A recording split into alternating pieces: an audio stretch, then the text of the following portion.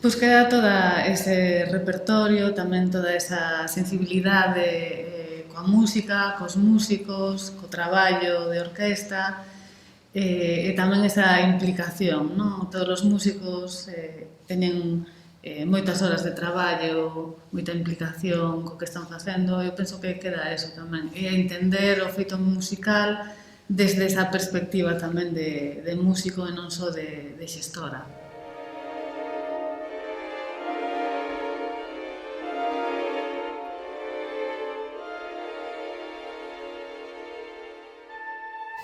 Sí, pois como en calquera empresa, unha orquesta, a xestión dunha orquesta ten como varios departamentos, non? Para facer, por exemplo, un concerto implícanse varias partes. Por unha parte, tes que facer a contratación artística, antes diso, tes que elexir aos artistas que van a participar coa dirección artística, despois tes que contratalos, e despois tens que organizar o concerto propiamente dito. Entón hai que alugar as partituras, para iso está o arquivo musical, a mellor hai que convocar músicos de reforzo e convocar a toda a orquesta, para iso está a produción, e despois hai que coordinar todas estas actividades, para iso está a coordinación da orquesta, tamén coordinarnos con outras institucións, por exemplo, se vamos a tocar fora, hai que comunicar este concerto, hai que escribir as notas de prensa, pedir as biografías dos artistas e hai que alugar ao mellor instrumentos de percusión ou posicionar a orquesta de maneira diferente no escenario, para iso está os utilleiros.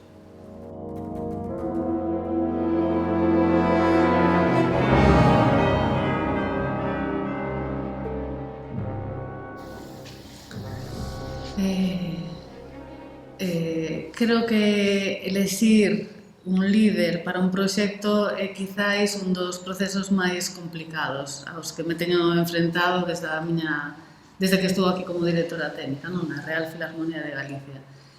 Neste caso, eu penso que cando hai un director titular e artístico hai un ciclo. Entón, Paul Daniel foi unha persoa moi intelixente porque soubo cando se tiña que acabar ese ciclo. Ele levaba 10 anos e cando se cumpriron os 10 anos díxonos que, que el pensaba que o ciclo estaba acabado e que creía que a institución necesitaba enfrentarse a novos desafíos, a novos retos.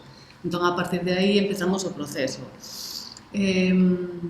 Para mí sempre é moi importante saber a opinión dos músicos, en este caso pedimos de opinión aos músicos da orquesta, unha opinión que, sen embargo, non foi determinante, porque os músicos da orquesta, evidentemente, teñen criterios que son absolutamente válidos, pero desde unha institución pública, desde unha orquesta, hai que ter unha perspectiva quizáis máis ampla, ter en conta moitas variables técnicas e estratégicas que son complexas, non? Que para isto hai que ter unha formación específica.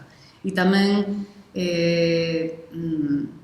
con este novo cambio de titular, de alguma maneira reformular o proxecto. Dicía outro día na roda de prensa que estou convencida de que unha institución sustentable no tempo e útil para a sociedade ten que reformular a súa misión cada certo tempo.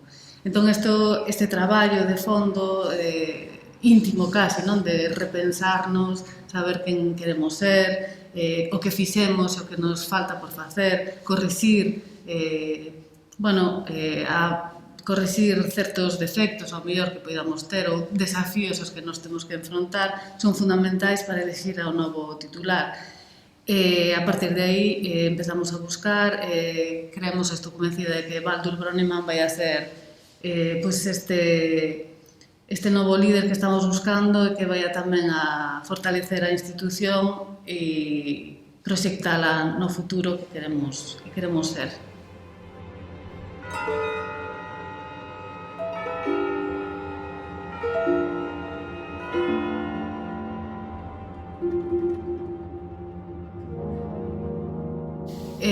Mira, o ano pasado convidáronme a participar en un foro de unha asociación de mulleres no sector público para falar de como estaba a igualdade de xénero no meu campo, non? No campo da música clásica. Entón empecé a revisar, é algo que eu xa sei, pero, bueno, tiña que aportar datos, non? Para facer esta pequena charla. E os datos son terribles, porque é un mundo absolutamente masculinizado, e teño que decir que tamén é un mundo machista. É verdade que a música clásica é un sector super conservador e quizáis isto pode explicar ese mirar para outro lado que temos coa igualdade de xénero. Creo que unha institución pública ten que mirar de fronte este problema e atopar as solucións necesarias para incorporar a muller pois neste ámbito, non? Se miramos as programacións de todas as orquestas españolas, tamén do mundo, pero sobre todo españolas, vemos que a presencia feminina en postos de liderazgo é casi inexistente. É verdade que desde a Real Filarmonía de Galicia temos esta sensibilidade, pero tamén teño que decir que temos moitísima marxe de mellora. E estou convencida que sen cuotas non se vai a mellorar, porque hai certos mecanismos que xiran, que non se cuestionan e que sempre poñen aos homes pois nos postos de liderazgo, nos postos de pensamento artístico, incluso de solistas, casi sempre son homes, non? Os que teñen, digamos, ese protagonismo que creo que é equivocado e estamos dándolle as costas a unha realidade que nos ven de frente. E creo que non é inteligente e o compromiso de unha orquesta pública debe ser precisamente darlle a volta a iso. E non só con intencións, senón con compromisos e feitos.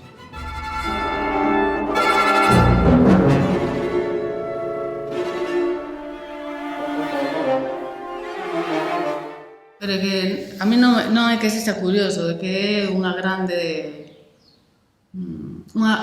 lección, non? Hai moitas máis mulleres dos conservatorios, hai moitas máis mulleres licenciadas, pero non no exercicio da música, no exercicio profesional, hai moitos máis homes. E aos postos de mando só acceden, non só acceden, pero están copados por homes.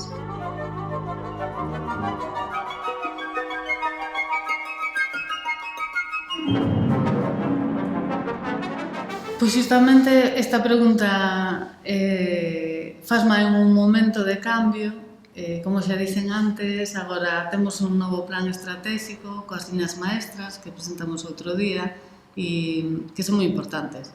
Por unha parte, a implicación social con todo o que eso conleva, non?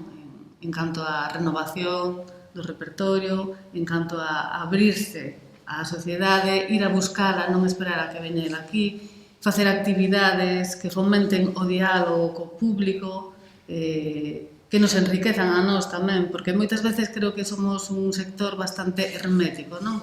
Estamos na nosa burbulla e pensamos que o que facemos está ben, porque a excelencia musical é innegable, pero creo que temos aí moita marxe de mellora nese diálogo coa sociedade. Unha institución que non dialoga está abocada ao fracaso. E por outra parte a formación que entendemos como algo de maneira transversal, non só a formación pedagóxica cos novos músicos a través da Escola de Altos Estudios Musicais, sino a formación tamén do público para que nos poida entender e nós tamén entendelos, non? Fomentar esa bidireccionalidade que ás veces é difícil de atopar en institucións como a nosa. Entón, con Baldur Brönnimann, que é o noso novo líder, pois vamos a traballar nesa dirección, temos moito traballo que facer. Isto tamén implica cambiar a comunicación e, por outro lado, tamén temos ese desafío que é o dos recursos económicos que sempre son limitados.